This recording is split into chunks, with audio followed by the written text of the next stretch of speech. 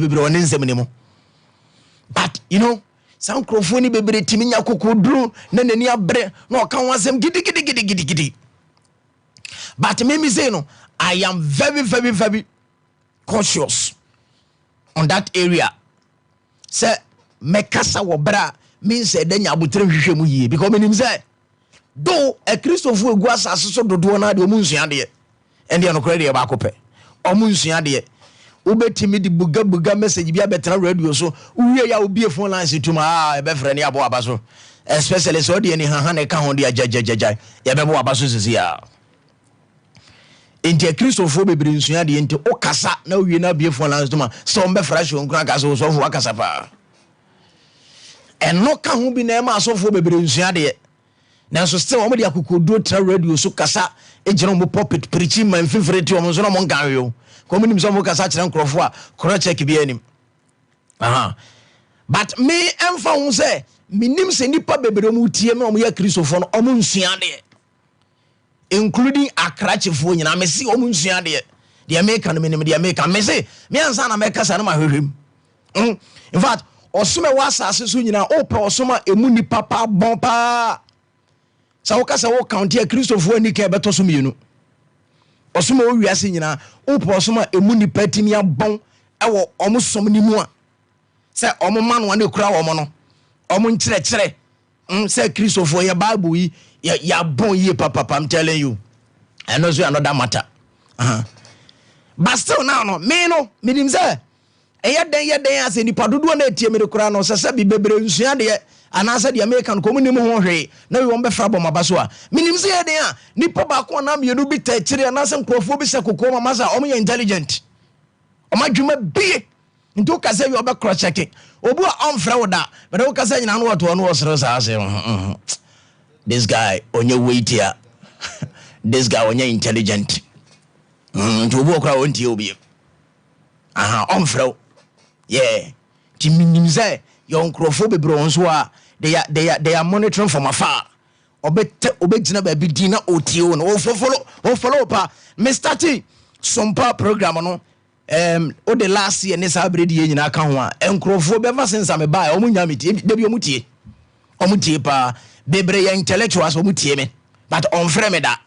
ena bebre nso utimu say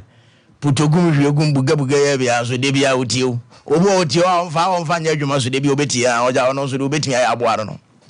okay entinim me kasa ehia me yie pa na sa me kan sem bi na se ekire adwen a ana se entoasomu a on eya na makoma so ade ne se unya opportunity a won sa me de me number to dwa obetimi afre no obisa me question ana se me wie na me bie phone lines to me na se mre wo ma betimi afre bisa question dan so be ma conclusion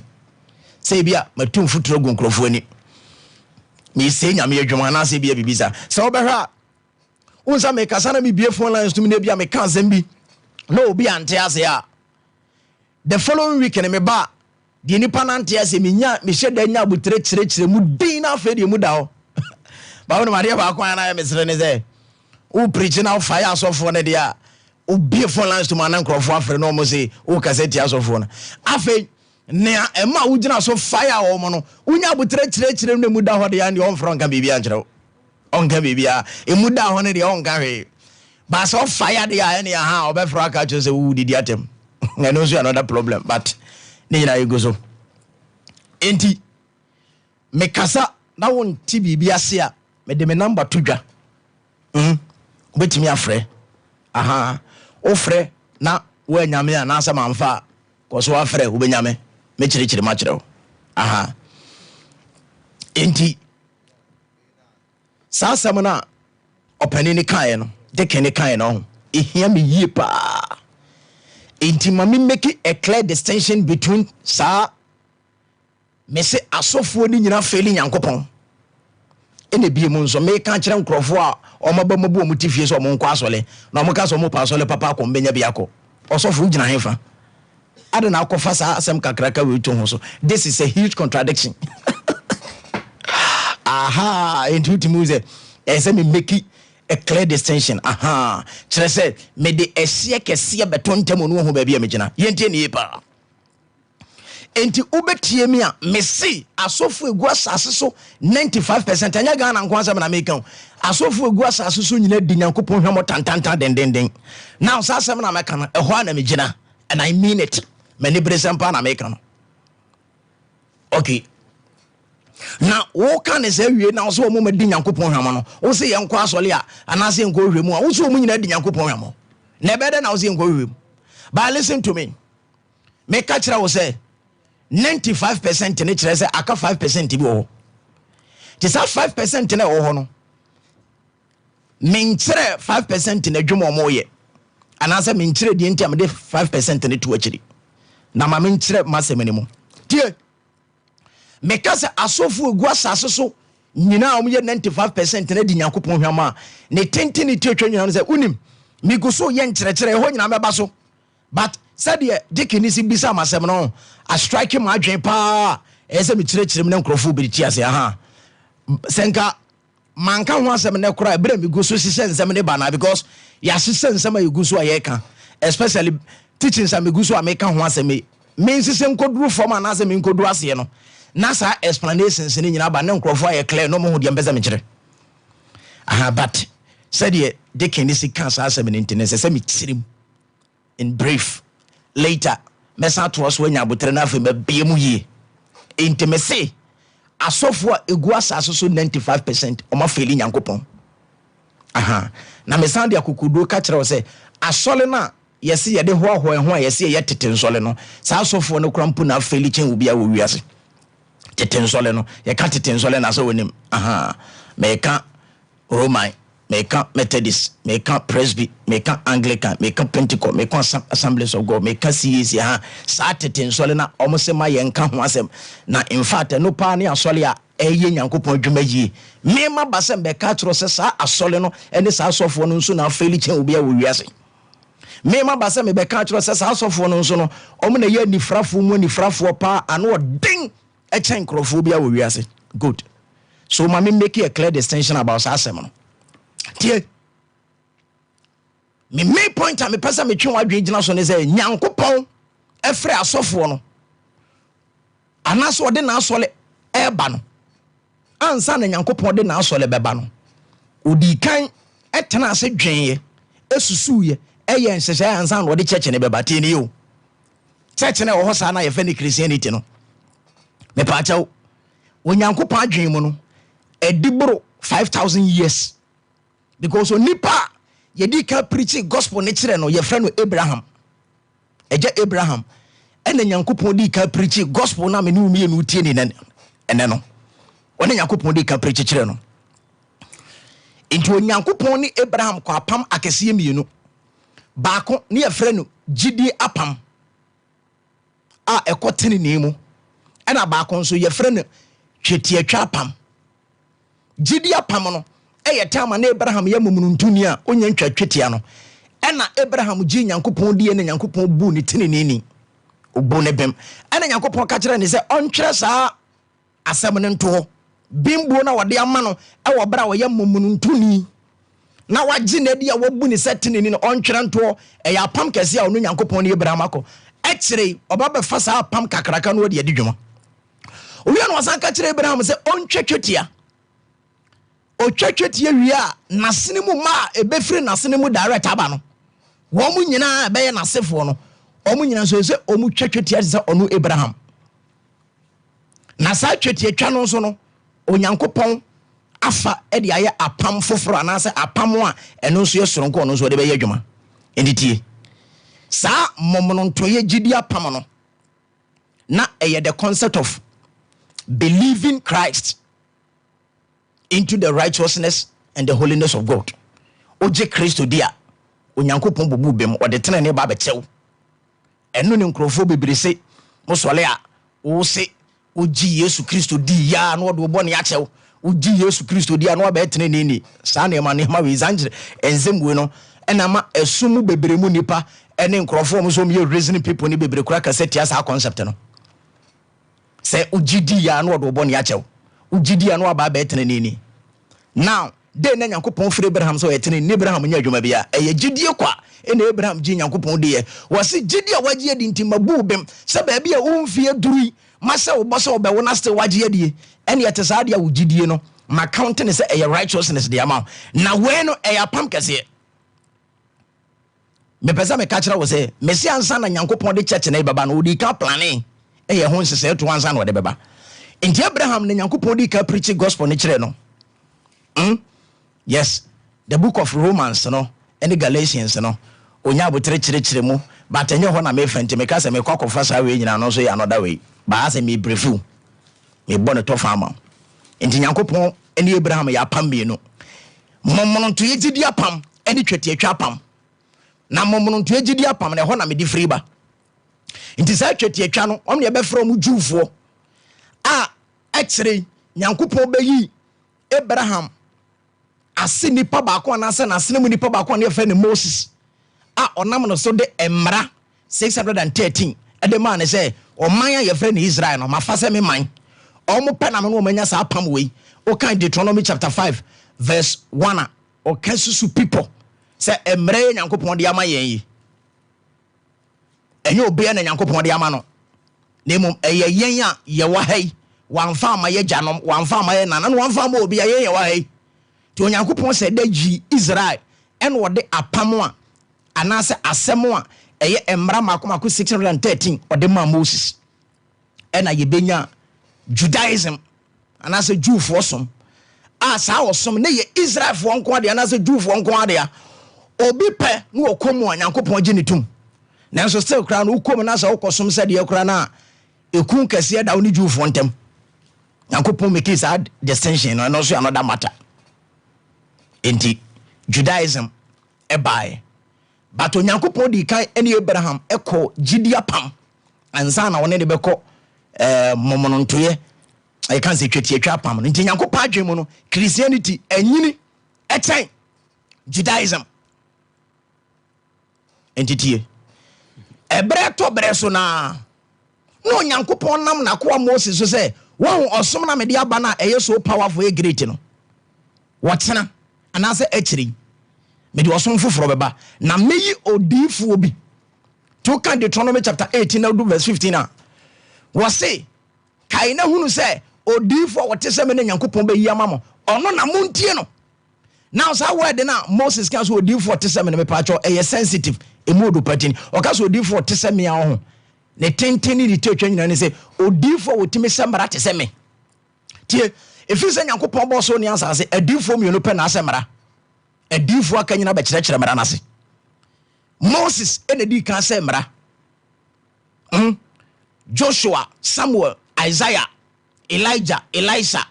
the Habakkuk ne Zafania ni Amos ne Daniel mu nyom be kire mra ne mu ena je Moses kan say odifo tesem ne Nyankopɔn be fam be yi amamo ona mu ntie no se mu antie no a uni nkwaje sa asem na Moses kan do be so kire ne say sa odifo na Nyankopɔn be yi no oba na me madi kan kasa no ono so be ka fofora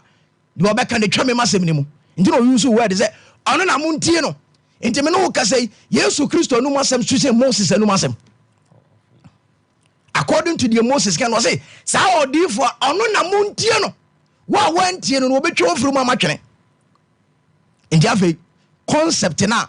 efa apamfoforo som no asase e Old Testament do difo be baba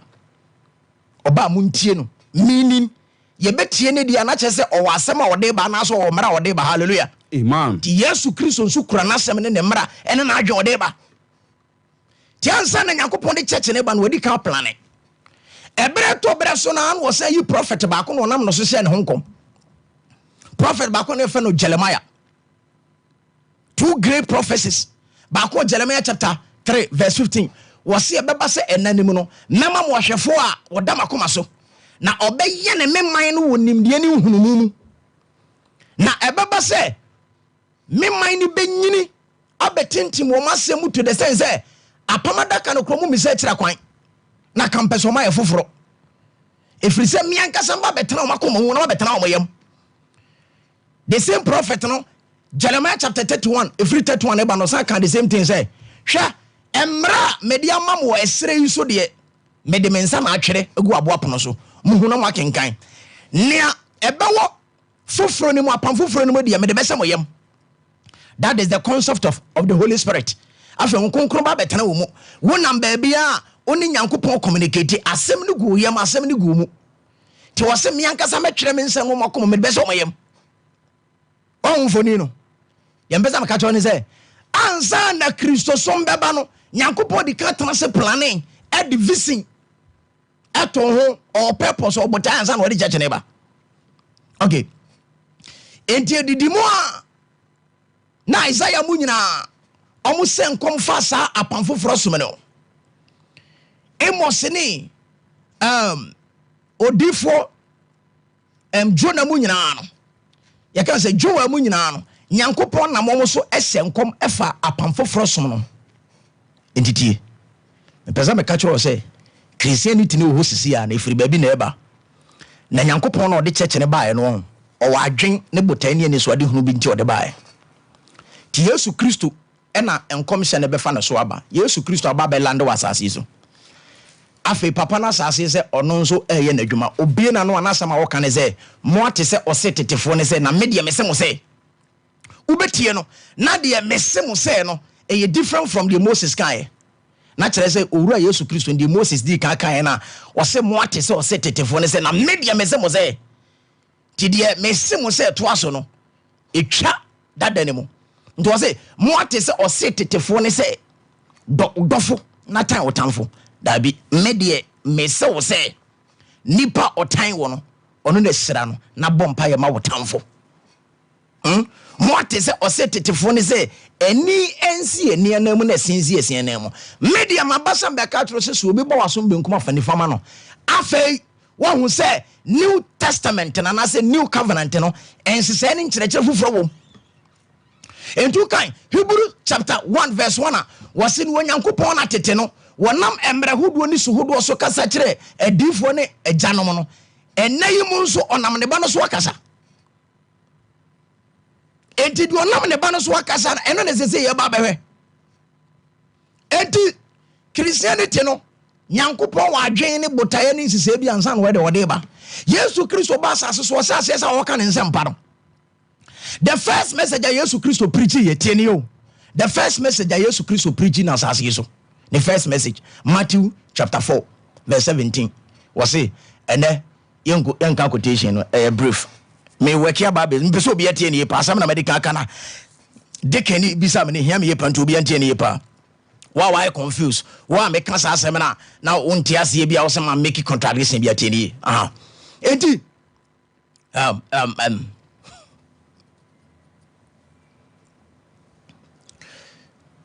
Jesus Christo nensampa odi ka asase se wo ka no Matthew chapter 4 verse 17 was it that Jesus Christo fiti nensampa ka ase na o ka ase tie wosoro ahenie na ben ntemo nsa kira madwen tie ne yo osoro ahenie na ben ntemo nsa kira madwen now sa osoro ahenie na ben no nsa kira madwen no me ne o ka ase sisi metimi aka kira o se asofo be 70% and you mean can say 80 be 70%. That concept of sa ahini no omuni mara kura na so montiaze wosoro ahini na ben no timo sa kira madwena montiaze omka sa asem na Yesu Kristo kan no eye judgmental message say sachira wadwen dwamanfo sachira wadwen konkonsani sachira wadwen tutu ni anyesa nyankopon do beko bonzam gem enti sachira wadwen wo fie ho sachira wadwen ba bia wote owia no aba asole anase sachira wadwen ye beka nyankopon asem kirewa di kan firi wabra bobɔ ni nyina mu umfiri wabra bobɔ ni nyina mu krompo a yese sakra wadwen firi wadwama no mplatwen mu ye ka se sachira wadwen wo soro aheni na ba the concept asofo bebre woni se a judgmental message say me koka kire di bonyeni se omfiri ne boni mu wonya adwaman wonya mplatwen no that is the concept of sakra wadwen no wo soro aheni na ben ye ndie ni ti Oma ya krampo de no wade yakra ka ho se sa na no wakasa 120 years obi anti ntime nso me de ne se me preach sakra wadwen jadwaman jampanatwen wanya ya mawie madwuma tie that word mon satra madwen osoro hini na ben no sa osoro hini ye no eye the concept of the church osoro ahenie na ben no the kingdom of God no eye nyankopon safo a eba asase so anase eba betena nipa mfimfin ti kaisa Isaiah say Yesu Kristo honkom awa Isaiah chapter 9:7 na wose na wawo babani na hini ebeda ne metri so tire say Yesu Kristo na oba no he coming with a kingdom concept what they are hemani amamu adwe na ede eba brofuni say his governance shall be upon his shoulders. You can say governance, such as say amamu government. Ye bebu mine. Enti sa ahiniye no the church of God. The church of God. Enti Yesu Christo say sakrawaje no osoro ahiniye na ben no. That time on Judaism and a capture assassin nyina. And then Yankupon the new concept eba say Judaism no osisi ano mimi Yankupon me ba be frefre wiase nipa nyina nam do ma build another concept and as another purpose me do mbesi botae foforo na sa botae no a me do mo ba besi no me frefre san krofo na makoma bom na me de makwan ne mense se be yene wo mo atwani wo mo ekopem se omba beti mepe ene mani so na me botae ase na o ma nante se de mepe. That is the concept of the church. In the case of church na, nipa nyankopon frefre won. Every miaye bebre ya ba besia, bia tutubotomfo, bia kronfo, bia dwamamofo, ya ba besia. And your friend the church. And your friend nyankopon heman no. To ba kai se bra Yesu Kristo so guso bompa no. We dia me kan nyina e brief. We must that prepare home message na ho. Anka me kasa no makoto scripture na ready. Me kasa bara kwa ere say me de briefing na me de ko America no. Yesu Kristo kasa no. Kai na hu se Matthew chapter 6. O kire suafo ne mpaabo no. Wo se mo bompa am nka kye Yankopon se agya wo soro den ho nti wahenie mra. Na wapede enya ho asase se ne ye wo soro no. Ti sa asem no so ye deep word. Wahenie mra no wapede enya ho. Kire se ba bia Yankopon apede ekoso bia no ote ho. Endi si etimi si Yankopon adwen ne ya kire nipa Yankopon apede na nipa nante sa pepepa onam Yankopon ahenie mu. Endi Yankopon ne nipa na te wasase so. Endi church no ekura the concept of the kingdom. Endi church ne Yankopon heman. Di oka se monsa kire mo adwen na osoro hene na ben a enya atemu ho asem na emomo no asole no ana Yesu Kristo de ba no new concept no ka kire dufo ne se monsa kire mo adwen every Old Testament worship ne mo every some beba new ne mo na new no yemfa ya adwen dada ne mam new ni mo nsiseye ene ho emra bi ene mo ensem bi no se wante ase ya wontimi mfa ho nhyem yie enti obasa kingdom no ma ya friend church ni mo a eno ena wo ensiseye bebre a ya di nipa ebefam enkakran enti ye kwakwo frefra de bonyefo nyina atutufo akromfo adwamamofo do se miniskirt de corruption afa na adwen a kire se abodamfo a omadwen asei wo wiase nyina ye kwakwo frefra mu nyina ne ye do omaba bia ya yesia se ye ya asole and your friend church enti se ye de nkrofo ne ba te se de Yesu Kristo o satin nzampa no o frefre nkrofo bebre nkrofo ofro mo no na trene ba kokora nka ho ade bonyefo nko a enje bro mbedi na chi no na for start so do mo fa ensise bi mu asem ba ko mienu bi no o kirekirem o wi a no osoma ho mo no o mo experiment no o mo example osoma mo wi a no watana se moko na die na siye etobre bia Yesu Kristo said that me transe no ama obi okura honhomo ne etwere na Yesu akose bepo no so de obompa na asa de be ya asuafo ne betrai ti Yesu Kristo ba no obi sa sentimu ntimi yantutu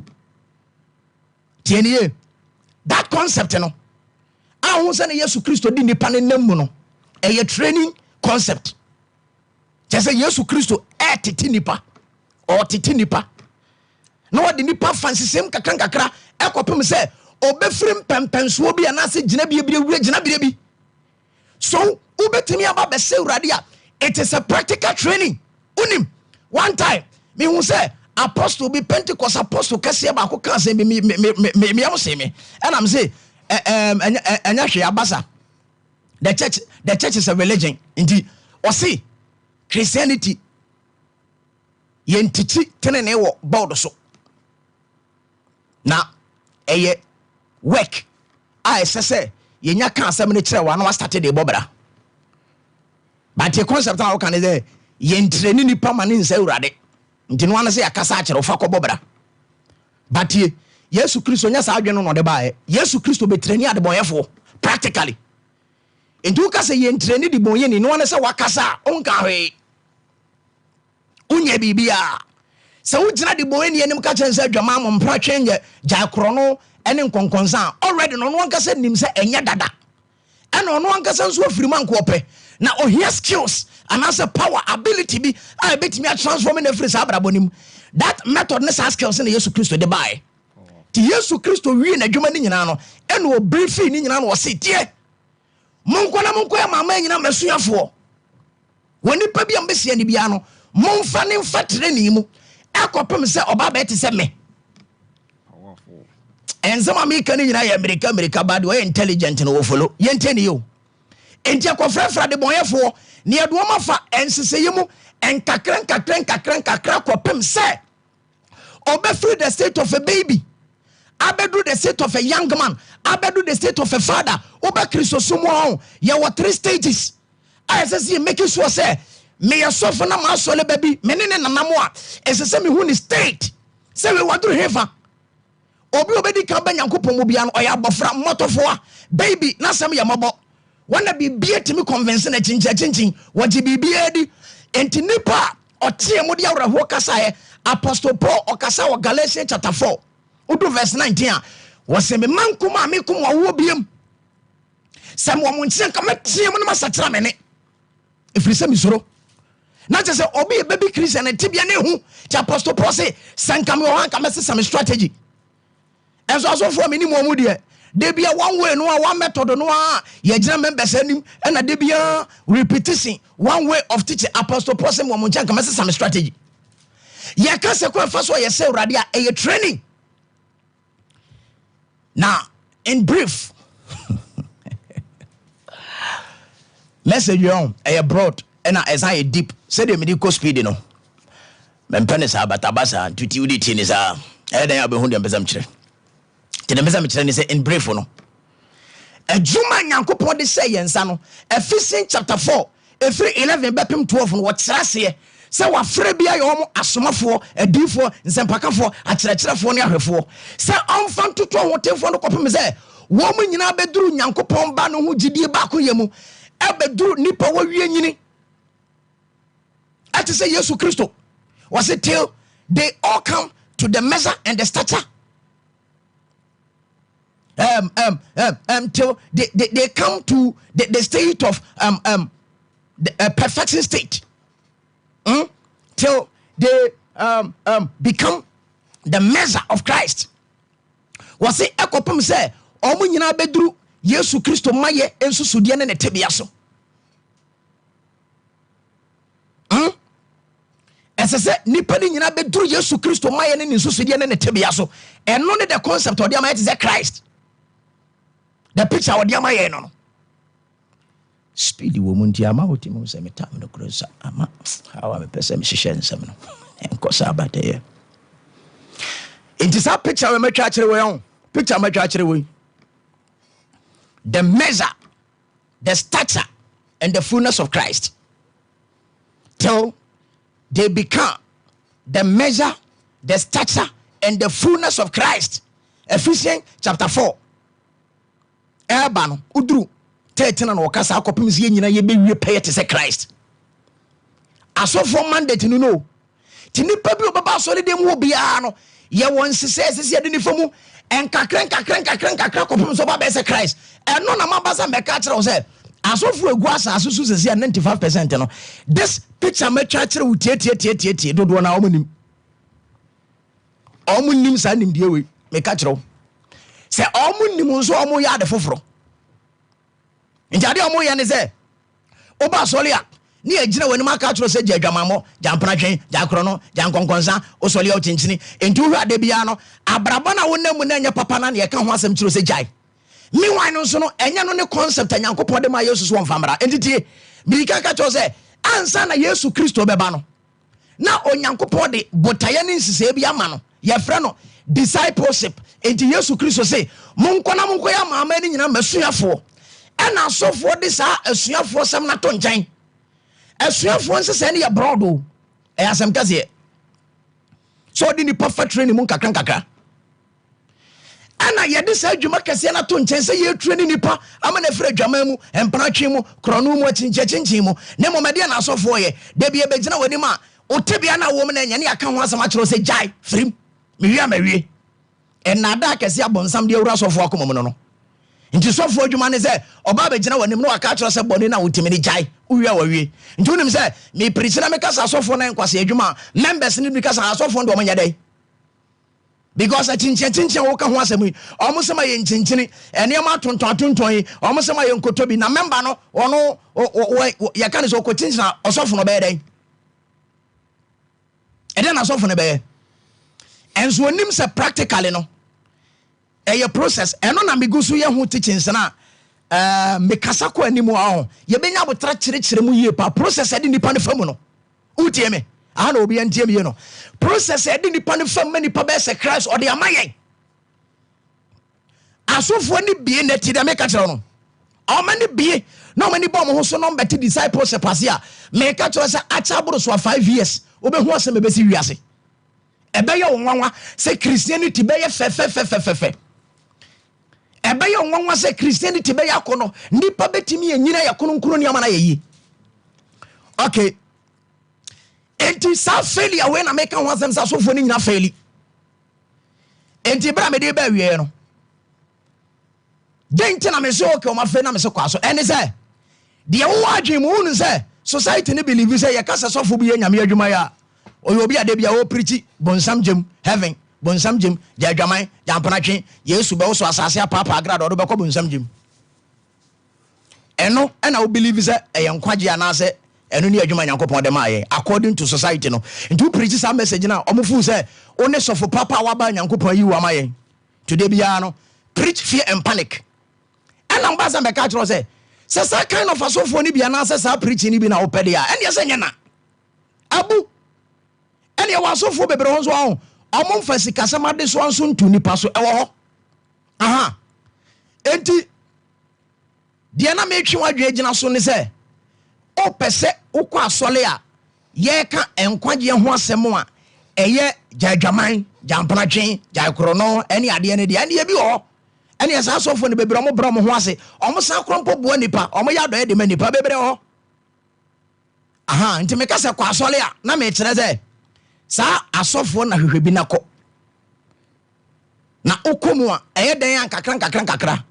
obetena fie kwa wo nkwa asole de ene wokọ na de bia de fie mpa na che omukura na ja ebetimi aboa mo asakra kakra but enu nkire se omu ye adwuma nyankopon se yenye sa na mpese me kire me time na ama mentimi an hihya asem ne se de me pe bataye enti me kasa na wote se me se asofo 95% afeli nyankopon a dia me pesa me kire ni se great commission no eye system e dey transform the bonye ni no asofo ni nim dodo na omunim an come de be adwuma ade omunim sisi aye church administration work church administration management work and say yes dan yes yesiem edom de gum ya jiska yakoye we maame yie we maame awo we maame awu yakoye na yie yes send off ye de sofo kwa ha ye de sofo we ba ha aha edan no say renovation afena kwa wie ye nya 20 billion ye target harvest e be de ne be nya welfare dues aha ye friend administration work ene bi mu so ye manage crowd no say de be ya crowd ne so nte we aye fullest job adwuma nyansa bi anim enso no na asofo akukudam akwakofa most very reverend to no so sankola adwuma we no e entemela me kire ne say nyankopon ma ye adwuma enseseye na eden eno na miguso a me kire say unse enkire na miguso ye no maka gold silver and a precious stone say sa na nyankopon se ye building ni pa na miguso kire no enje me time na so me yes sure say na metimi afa call bia because me time na so ma me fancy na me mpon why about 6 on be fan news enti ma me fa me number no ntwia obetimi afre me number no 0244 87 46 97 0244 87 46 97 you chat to 0244 87 46 97 97. Awurade nsira semi so ma ne ma o Yesu dem. Amen. Amen.